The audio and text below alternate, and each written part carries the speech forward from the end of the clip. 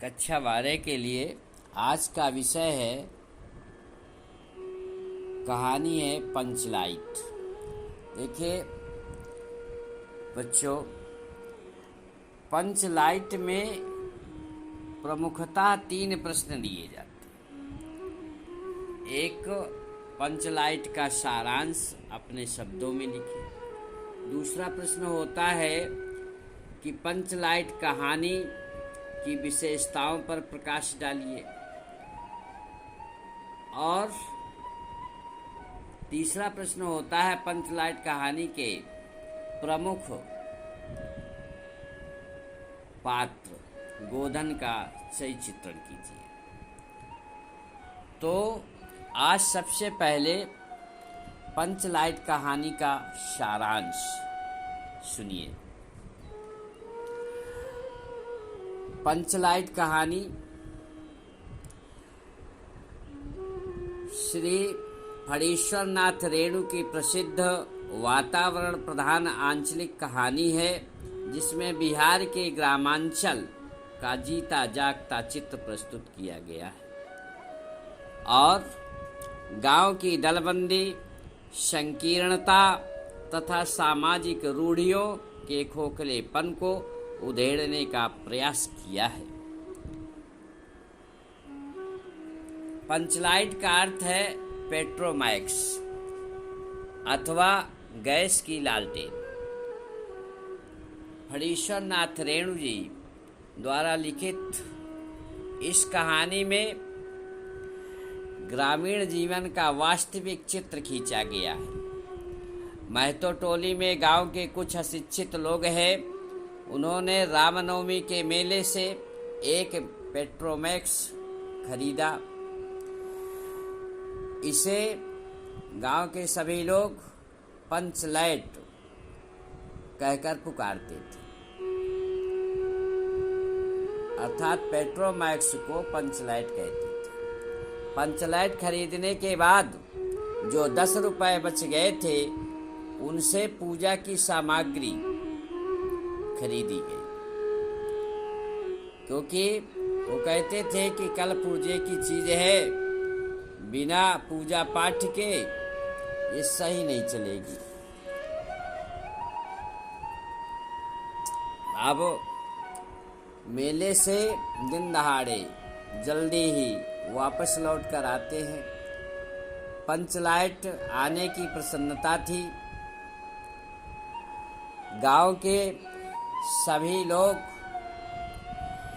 पंचलाइट देखने के लिए एकत्रित हो गए। बच्चे शोरगुल करने लगे। इसी खुशी में कीर्तन का आयोजन किया गया।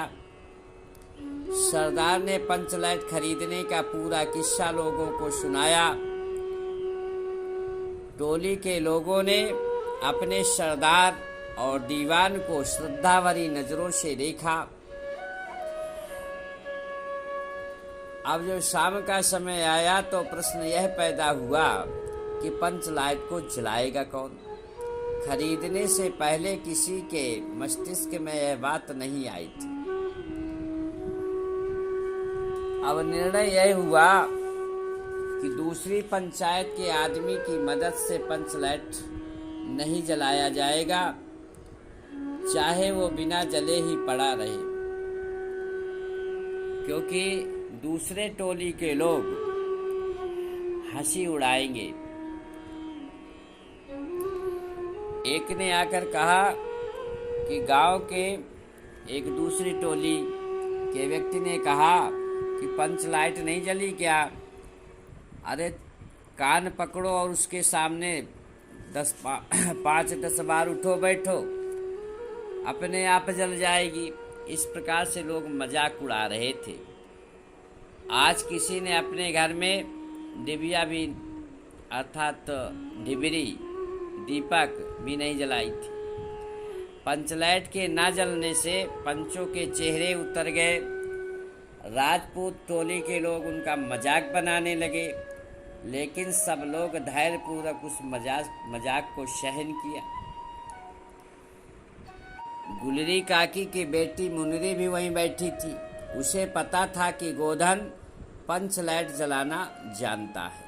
लेकिन पंचायत ने गोधन का हुक्का पानी बंद कर रखा था, क्योंकि गोधन मुनरी से प्रेम करता था और मुनरी गोधन से प्रेम करती थी। और गुलरी काकी जो मुनरी की माँ थी, उसने पंचायत बुलाया और कहा कि यह मेरी बेटी को देख करके सलीमा का गाना गाता है, और गाना भी ऐसा कहता है कि हम तुमसे मोहब्बत करके सलम, ऐसा गाना गाता है। तो पंचों ने उसे 10 रुपए का जुर्माना डाल दिया था और हुक्का पानी भी बंद कर रखा था। फिर भी मुनरी ने साहस करके अपनी सहेली कनेरी को बताया।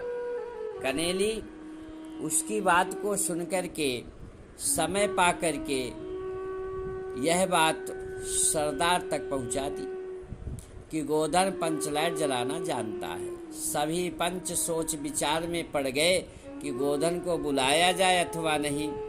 अंत में उसे बुलाने का निर्णय लिया गया। सरदार ने छड़ीदार को भेजा। जब छड़ीदार गोधन के पास गया और कहा कि आपको पंचलाइट जलाने के लिए बुलाया जा रहा है, तो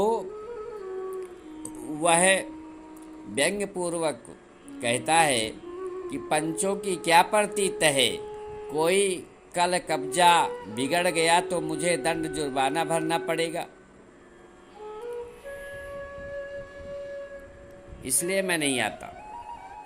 तब जब छड़ीदार ने आकर के कहा कि वो आने को तैयार नहीं है, तो बाद में गुलरी काकी स्वयं गोधन के पास गई और उसे मनाकर ले आई। गोधन ने पूछा कि स्प्रिट कहाँ है। स्प्रिट का नाम सुनकर सभी लोग उदास हो गए, लेकिन गोधन ने अपनी होशियारी से गरी के तेल की सहायता से ही पंचलाइट को जला दिया। पंचलाइट के जलने पर सभी लोगों में प्रसन्नता की लहर दौड़ गई। पंच गोधन को पुनः जाति में ले लेते हैं।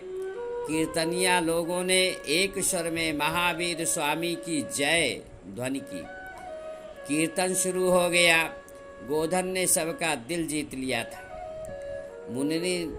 मुनरी ने भी गोधन को प्रेम दृष्टि से देखा। सरदार ने गोधन से कहा, तुम्हारा 7 खून माफ, खूब गाओ सलीमा का गाना। और अंत में गुलरी काकी ने गोधन को रात के खाने पर बुलाया।